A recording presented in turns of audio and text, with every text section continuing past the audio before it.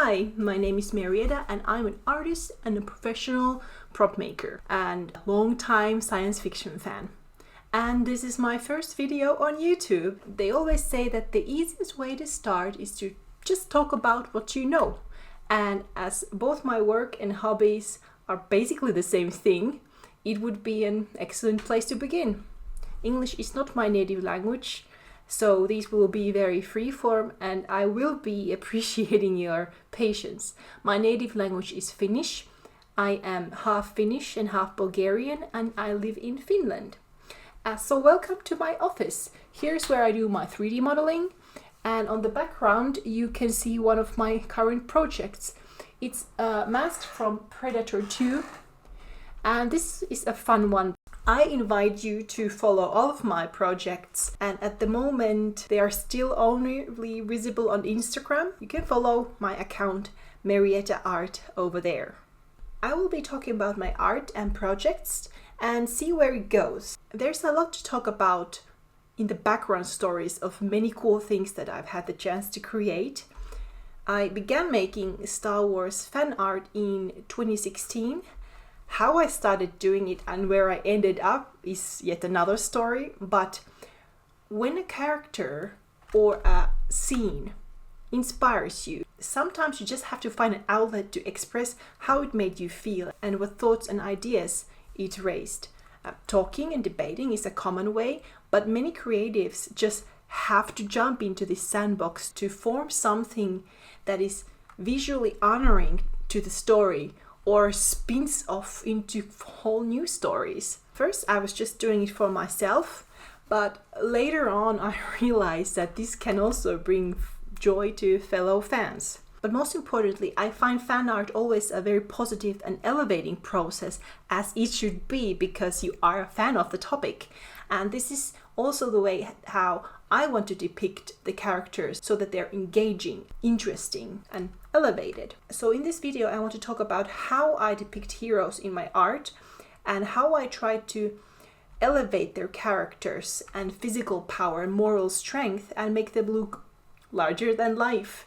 That's what heroes are, right? Technically, it's all revolving around poses, lighting, proportion, and perspective. And I've chosen a few of my favorite pieces of Star Wars art depicting heroes and other powerful characters.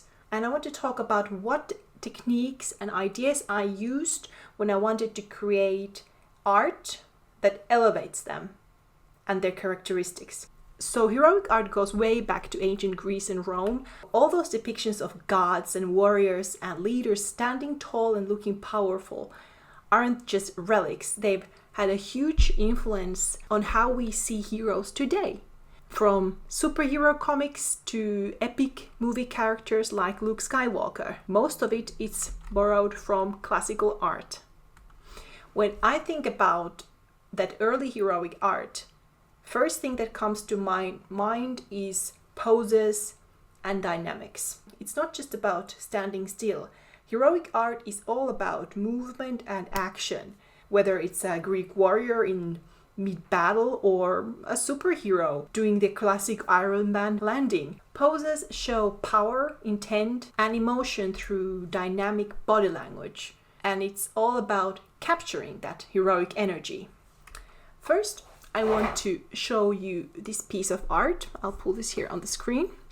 It's artwork I did for someone who owns a Shadow Guard costume and is portraying him wearing it. He was interested in finding a pose that suits his character, and we went through several ideas inspired by martial arts. I made a few sketches and this was the favorite. The pose with the hand reaching out depicts control and kind of implies that the character would maybe have force abilities. In the game Force Unleashed, where these characters were first published, they were depicted as ruthless and skillful warriors of the Emperor, and the same visual rules apply here even if they are antagonists. The second part of making this character look cool was to make it all dynamic and give it movement even when the character is standing both of his feet solid on the ground. The flowy outer robes were excellent for this purpose, and was also something that the commissioner wanted to include. It was also one of the challenging parts because shadow guards with their robes look kind of like cones, just like the royal guards. However, there is a difference in the robes of these two types of guards, which is that the shadow guard has a split in the back panel, which allows the panels to be separated and wrapped around the arms to get them out of the way during battle. Like here in my art, moving those robes to the back was important so that we can see all those details in the armor, which are really cool. I think it worked well at the end, and it gives extra movement in the art and frames the main character. This is often seen with art depicting heroes like Batman or Superman, and the cape is almost like a character in itself because it brings action to the composition. The dust blowing around here gives hint that there has already been going on some dramatic movement, and maybe it's mid-fight and whoever are fighting here are assessing the situation for a few seconds and then the fight will continue. The combination of black armor and red light source always looks good. Although shadow guards are not carrying traditional lightsabers, lightsaber pikes are close and give a chance to really unique combat options and poses. I actually don't remember now from the top of my head if there are many Jedi or Sith who use pikes. If I remember correctly, the Hasbro Darth Plagueis action figure, which I own, has a saber pike in addition to the regular lightsaber, but what is canon these days? Let me know in the comments if you know some other characters that use a saber pike. In Star Wars, the way Jedi and Sith wield their lightsabers is a perfect example of modern heroic poses. Sweeping movements and fighting stances are choreographies that can show mastery, skill, and power, and even the character's emotional state. So every movement tells a story that can be embedded to the art. I want to show next this piece I made in 2017, and it's called Family Business. It's featuring Darth Vader and Luke Skywalker, and it's one of my earliest pieces of Star Wars fan art, and still one of my favorite ones. It looks kind of like a cover for an alternative universe team-up story, which I would love to read. However, talking about the composition and lightsabers, it's all about these two being opposites, but yet they complement each other. And it's also highlighting their relation as father and son. To emphasize the differences here, I put Vader on top of the picture, looming over all, looking huge even though he's on the back. And he's aggressively confronting the viewer with a direct gaze and a raised hand and a lightsaber, so he's clearly coming for you. Luke, on the other hand, is holding his lightsaber down in a more calm and peaceful and a defensive pose. However, his lightsaber has a striking impact. It looks a bit brighter. It's really cutting through the darkness. And it does have a symbolic meaning here, which I want to include. It's representing the light side, and I want to tell the viewer that he will bring hope. I used in this art light to emphasize the story. Vader has this ominous presence in how the darkness is wrapping around him, almost becoming him. Luke, on the other hand, has light surrounding him, and back there it looks like the sun is rising and the light is going to reach even Vader at the end. Moving on, here is another commission art about Ahsoka Tano that I made. Here I combine all those previously mentioned things about movement, pose, and light to make this character look like a dynamic hero with a story. She's a lonely fighter, and the misty feel here kind of suggests that maybe she's not clearly affiliating with the Jedi, kind of on the gray area. However, she's a force for good and light, and yet again here the lightsabers are cutting through the darkness. Here are some sketches of this scene. The first idea was to make this a combat scene with Darth Maul, but at the end one of the poses of her worked really well. Next, I want to show some examples of perspective and framing. I made this art when the first concept art of the new characters from the Star Wars High Republic was published. At this point we still didn't know what kinds of stories would be written for these characters, so I kind of made fan art to imagine what the stories could be like. We were told that in this era the Star Wars galaxy was experiencing peace and stability, and Jedi Order was at its height. So I imagined the Jedi as peacekeepers, bringing solutions, for example, to local conflicts, which is really the truest role that a Jedi should have. I am a big fan of the species Geonosians, and if you visit my Instagram, you will definitely see evidence of that. So for this art, I imagined a story where a group of colicoids kidnapped a young Geonosian queen. Both of these species, Geonosians and colicoids, are sentient insectoid species, and both societies' economy is based on manufacturing war technology. And both of their societies often work on massive construction projects for different clients, factions, and powers in the galaxy.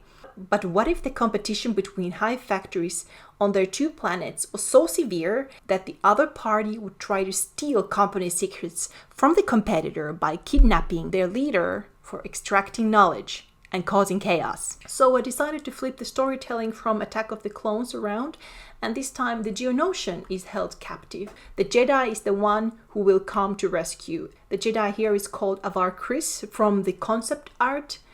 That was all I knew of her. I depicted her here standing high above us, the viewer, in the dominant part of the frame, in the position of power and observation.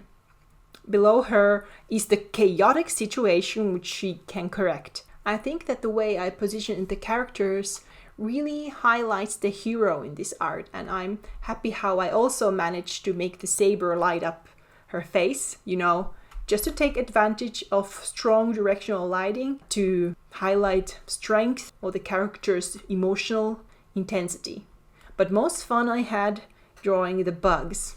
Just because I love these bug species so much, I need to say, did you know that the aliens here, the colicoids, were manufacturers of droidicas, the destroyer droids in Star Wars lore? I remember the day when I was looking at pictures of both the creators of droids and the droids and realized the brilliant details added to the Star Wars lore. Each species will make their droids look like themselves. Humans create protocol droids, Geonosians create long-faced three-toed battle droids, and only colicoids would come up with the idea of a rolling three-legged droidica. So these are the nerdy details I really love in Star Wars. But to go back to how framing and perspective will portray your hero, or in this case a powerful villain, I want to show this piece of my art with Darth Vader. This one is also depicted from a lower angle. However, I'm also using a technique called foreshortening, which is very common in superhero comics.